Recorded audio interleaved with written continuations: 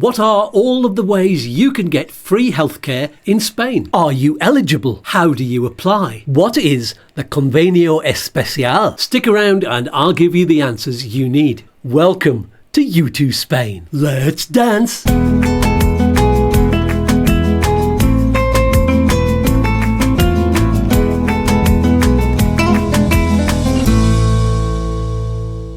Hi, I'm Skatz, so am I. We're going to guide you through the various ways that you could possibly access the Spanish public healthcare system. And we'll take you through what one of them, the Convenio Especial, is all about and give you all the information you need about it. Is this official information? Absolutely. We'll be quoting from the official government website and explaining what it all means in a down-to-earth way you'll all understand. There are links in the video description below to all of the source material. Right, here goes. First of all, everyone needs some kind of healthcare cover in Spain, whether it's the state system or the private system. None of it is completely free, because even free healthcare depends on payments of some kind, like social security contributions. Even with the S1 from the UK, for example, you've been paying for that previously through contributions, and then effectively the UK pays Spain. So who is eligible for free state healthcare? Well,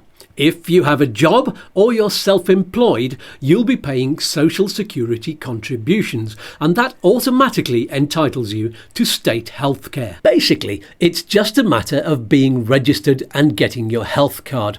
Your local health centre is the place to fill in the form for that. And if you're new to Spain, perhaps your gestor will help you jump through the hoops. Another way to access free healthcare is with the S1, or whatever the equivalent system is in your country of origin. This is basically a confirmation that your country will be paying Spain for your healthcare.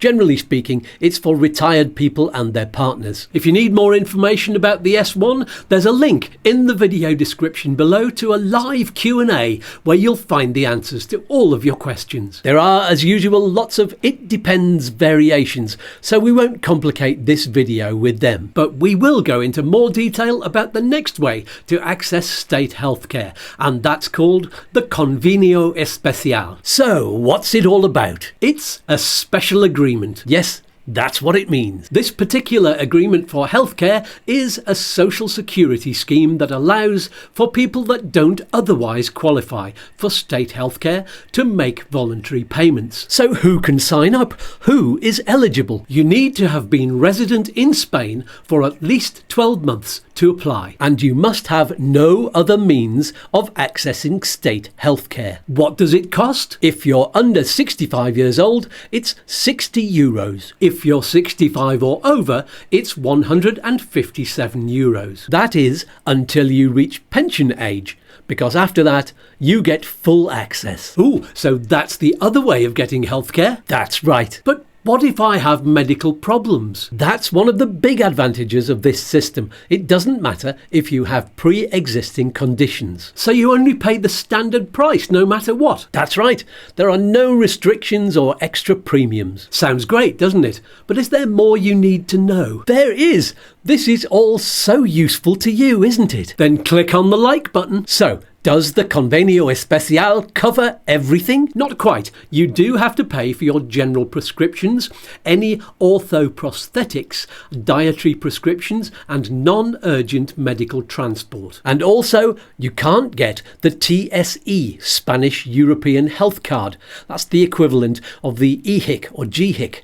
So, if you're travelling outside of Spain, you will need full holiday insurance. Can I replace my private healthcare cover with it for residency? Yes, it covers the basic requirements for residency. So if you're having trouble paying for private healthcare, it's worth considering. Can I use it to apply for my non-lucrative visa? Not on your initial application, because you need to have been resident for at least a year before you can apply. So I can switch to it after my first year. And how do I apply? Well, switching after year one is a little bit tricky because, as I said, you need to have been resident for at least a year before you can apply.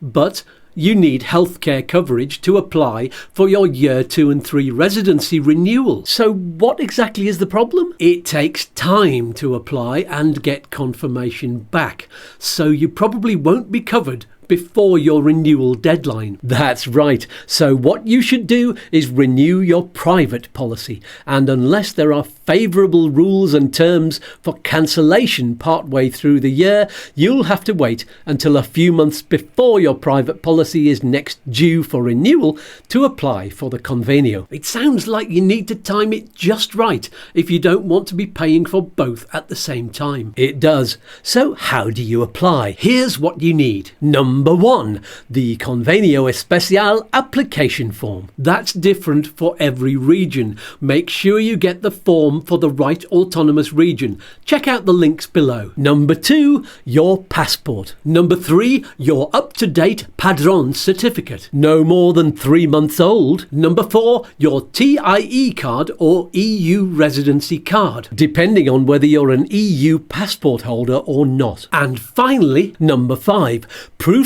that you cannot get healthcare cover from another country. So if you were resident in the UK, for example, and were entitled to NHS cover before you emigrated, you'll need a letter from them to show you're no longer covered. And you can get that from the NHS Overseas Healthcare Services. There's a web link below, plus all of their contact details. Don't forget to get that letter translated, and it's worth checking with the NHS about whether it will affect your healthcare in the UK. Now, if you're not from the UK or you've worked somewhere else since emigrating, then you'll need to get proof from the healthcare provider in that country. Remember, each autonomous region has its own application process, which may vary a little bit, but it is basically the same. Check with your local health centre for more details. Now, how do you submit your application? If you have a digital certificate, you can apply online through the Social Security online portal. Get a digital certificate. They are very handy for lots of things. I made a video all about that.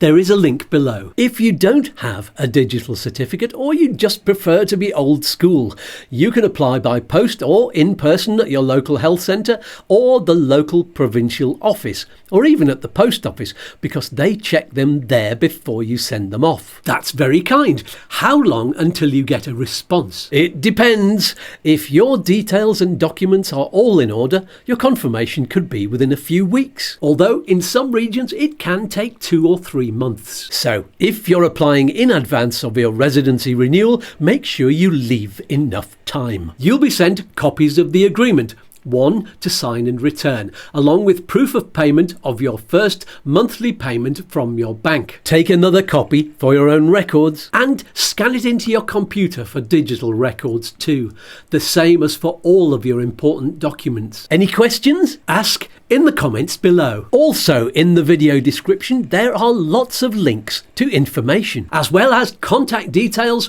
for a private healthcare provider, residency specialist, and lots of other service providers that I trust. Hooray! See you in the next video. Peace and love. Peas and fluff. Let's dance.